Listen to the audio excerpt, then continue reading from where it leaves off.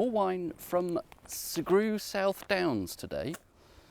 It is a wine called Bee Tree from Sugrue's new vineyard, Bee Tree Vineyard, and I think that's where the winery is based now as well. This was part of a mixed case. It came with the Rosé Ex Machina I was tasting the other day. There are in fact two wines from Bee Tree.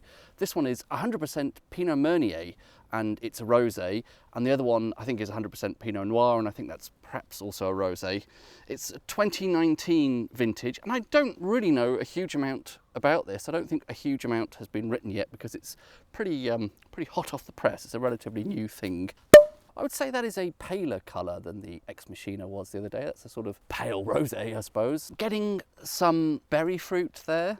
Slightly more bitter, if that makes sense, as a smell range of berry fruit. So the things like cranberry there. And it has quite a flinty sort of edge to it. It's not exactly that usual struck match thing, of which I'm really not a fan, but there is a sort of stony, gravelly, flinty sort of smell. A bit like I suppose the smell of the striking paper from a matchbox, but not the match head itself. Interesting. Maybe there's a little bit of stone fruit there as well, something peachy or nectarine.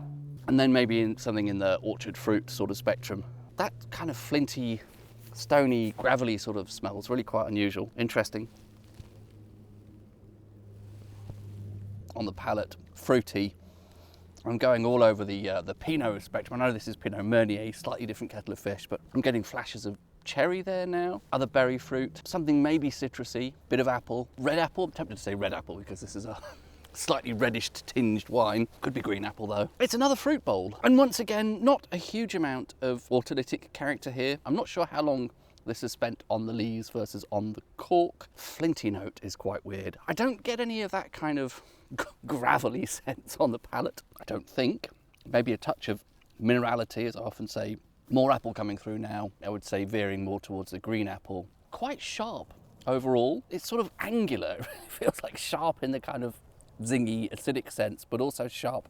Something about the texture of it is quite sort of cutting, which is interesting. Quite a different mouthfeel from the Rosé Ex Machina yesterday. You know, on balance, I think I preferred the Ex Machina from the other day. That was sort of easier to get my head around in a way, I suppose. There weren't any kind of unusual notes I couldn't quite pin down there. It was a lovely, luscious fruit bowl of a wine.